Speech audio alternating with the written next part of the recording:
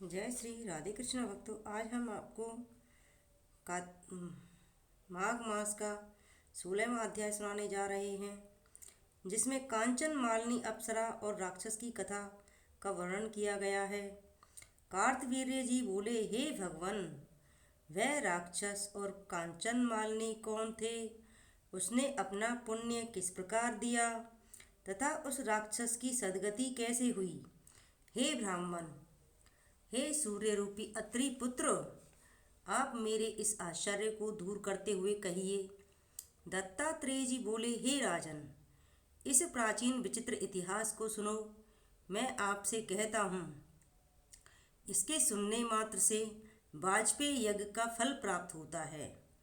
कांचन मालिनी नाम की एक बड़ी स्वरूपवती अप्सरा थी। एक दिन वह प्रयाग में माघ मास में स्नान करके आकाश मार्ग से शिव जी के मंदिर को जा रही थी। गिरिराज पर्वत हिमालय पर्वत की गिरिराज हिमालय पर्वत की निकुंज में एक विशाल रूप में खड़े हुए वृद्ध राक्षस ने गगन मार्ग से जाती हुई उस स्वर्ण कांति के समान तेजस्विनी, सुंदर कटी वाली, बड़े बड़े नेत्रों वाली, चंद्रमुखी, लंबे लंबे केस और उठे हुए सुंदर कुचों वाली अप्सरा को देखकर कहा, हे सुंदर केसों वाली, हे पीन पीन पयोधरे, तुम कौन हो तथा कहाँ से आ रही हो? तुम्हारे वस्त्र और वेणी गीली क्यों है? हे भीरू, तुम आकाश मार्ग से कहाँ जा रही हो? हे भद्रे, किस पुण्य के प्रभाव से यह तुम्हारा तेजस्वी शरीर अति मनोहर रूप है? हे सुलोचने, मेरे मस्तक पर तुम्हारे वस्त्र से गिरे हुए एक बूंद जल से मेरा क्रूर स्वभाव क्षण भर में शांत हो गया। इस जल की क्या महिमा है? तुम शीलवती हो, अतः मुझसे इसका कारण कहो। तब अप्सरा ने कहा, हे राक्षस, सुनो, मैं कामरूपनी अप्सरा हूँ। मेरा नाम कांचन मालिनी है। चाहे जैसा मैं अपना रूप बना सकती हूँ। मैं इस समय प्रयाग से आ रही हूँ। गंगा यमुना के संगम में भली प्रकार स्नान करने से मेरे वस्त्र भीगे हुए हैं और इस समय मैं श्रेष्ठ पर्वत कैलाश पर, जहाँ देव दानवों से पूजित शिव पार्वती रहते हैं, वहाँ जा रही हूँ। त्रिवेणी के जल की बूंद के प्रभाव से तुम्हारी यह क्रूरता दूर हो गई है। जिस पुण्य के प्रभाव से मैं सुमेधा गंधर्व की सुंदर रूपवती कन्या हुई हूँ, वह सब आश्चर्य करने वाला कारण सुनो। मैं कलिंग देश के राजा की सुप्रसिद्ध वेश्या रूप और लावण्य से पूर्ण थी। मैं अन्य दूसरी रूपवती सब युक्तियों में उस पुर में शिरोमणि थी। मेरे इस रूप की संपत्ति पर सारा नगर मोहित था, जिससे मैंने अमूल्य वस्त्र, नाना प्रकार के गहने, धन और पोशाक आदि अपने रूप के कारण प्राप्त कर लिए थे। मेरे पास सुवर्ण की कमी न थी, क्योंकि काम पीड़ित युवा पुरुष मेरे चरणों की सेवा करते थे। मैंने उनका सर्वस्व हरण कर लिया था। कोई कोई कामी जन आपस में स्पर्धा करके मृत्यु को भी प्राप्त हो जाए। इस प्रकार मैंने अपनी इच्छानुसार खूब भोग भोगे, जिनमें मेरा सारा समय व्यतीत हुआ। वृद्धावस्था आने पर मैंने विचार किया, नित्य भोगों के कारण मैंने दान, तप, हवन, व्रत आदि कुछ नहीं किया और न धर्म, अर्थ, काम, मोक्ष देने वाले भगवान की आराधना ही की, न कलेश हरने वाली दुर्गा देवी की पूजा ही की, न विष्णु भगवान का स्मरण किया, न कभी ब्राह्मणों को तृप्त किया, न प्राणियों का हित किया। हे राक्षस, मैंने ऐसे बहुत से पाप किए जिससे मेरा चित्त दहकता था रहता था। एक दिन बहुत कुछ विलाप करते हुए मैंने ब्रह्मज्ञ वेद निपुण राजा के पुरोहित ब्राह्मण से जाकर पूछा, हे विप्र, मेरा इस पाप से निस्तारण इस तरह से कैसे होगा? इस पाप रूपी कीचड़ में डूबी हुई मुझ दीन पापनी को उबारिए। हे ब्राह्मण, प्रसन्न हो मुझ पर दया का जल छिड़किए। साधु सज्जन लोग अच्छे बुरे सब प्राणियों पर सदा दया करते हैं। इस तरह मेरे दीन वचन सुनकर और मुझ पर दया कर वह ब्राह्मण प्रेम पूर्वक संपूर्ण धर्मों से पूर्ण वचन बोला, हे सुमुखी, मैं तेरे सब निषिद्ध आचरणों को जानता हूँ। अब तू मेरी बात मानकर शीघ्र ही प्रजापति के क्षेत्र प्रयाग को जा। वहाँ पर जाकर प्रयाग स्नान करने से तेरे सब पाप नष्ट हो जाएंगे। परंतु हे भीरू, तीर्थ में जाकर मन से भी अशुभ कर्म मत करना। प्रयाग में स्नान करने से पवित्र होकर तू अवश्य स्वर्ग जाएगी।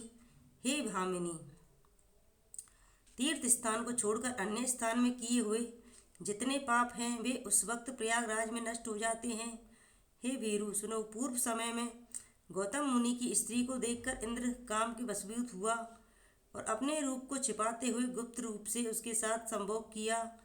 इस पाप के फल से तब वहां जाने से इंद्र का शरीर अत्यंत लज्जापूर्ण और कुरूप हो गया। उसके पति के शाप से इंद्र के शरीर में सहस्त्र भग चिन्ह हो गए।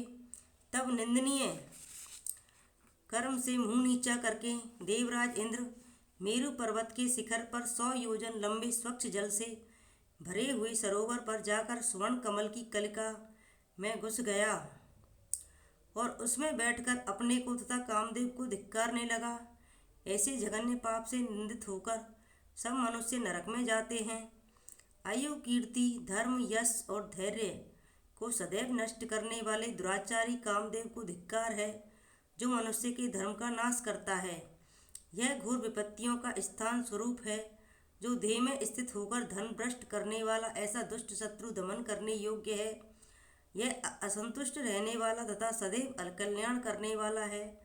जिस समय कमल में बैठे हुए इंद्र इस प्रकार कह रहे थे, हे वीरो, उसी समय इंद्र के बिना देवलोक शोभा नहीं दे रहा था।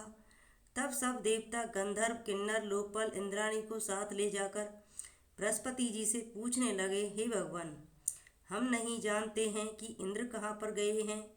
उनको कहाँ देखें, कहाँ ढूंढें, किस प्रकार उनको खोज कर लेके आएं। जैसे श्रेष्ठ पुरुष के बिना लक्ष्मी आदि से संपन्न कुल शोभा नहीं देता, वैसे ही इंद्र के बिना देवगण सहित देवलोक शोभा नहीं देता। ऐसा उपाय सोचिए जिसमें स्वामी सहित स्वर्ग लोक को सुशोभित होकर सनाथ हो जाएं। इसमें ऐसी देरी नहीं करनी चाहिए। देवताओं के ऐसे वचन सुनकर बृहस्पति जी बोले, हे इंद्र, अपने किए हुए अपराध की लज्जा से लज्जित होकर वह जहाँ छिपा हुआ है वह मैं ही जानती हूँ या जानता हूँ। इंद्र ने जो बिना विचारे काम किया है वह उसका फल भोग रहा है। जो नीति को छोड़ देता है उन लोगों को भयंकर फल भोगना पड़ता है। अरे, राज्य के मद से उन्मत्त हो उसने कर्तव्य तथा अकर्तव्य का कुछ भी विचार नहीं किया। देववश नष्ट बुद्धि होकर लोग मूर्खता के काम करते हैं, जिनके अपराध से इसलोक तथा परलोक इन दोनों के पुण्य नष्ट हो जाते हैं। इस प्रकार कहकर बृहस्पति जी सब देवताओं को साथ लेकर उस स्थान की ओर चल पड़े जहाँ विस्तृत सरोवर में स्वर्ण युक्त कमलों में इंद्र छुपे हुए थे। उन्होंने देखकर सब देवगण स्तुति करने लगे, जिससे ज्ञान उत्पन्न होने पर वह बाहर आवें।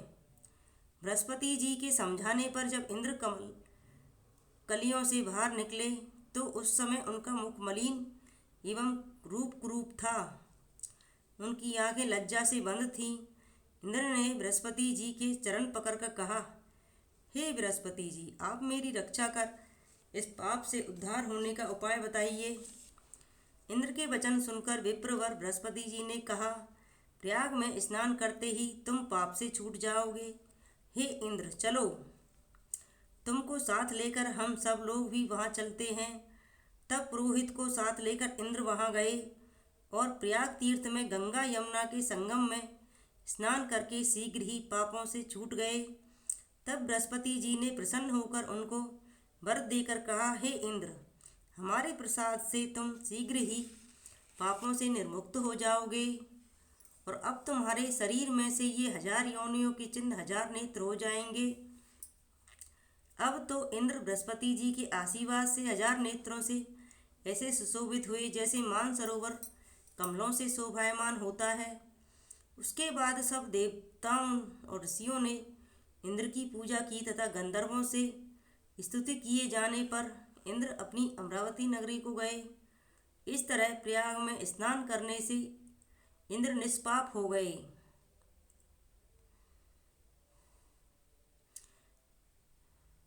अतएव हे कल्याणी, तुम भी देवताओं से सेवित प्रयागराज को जाओ।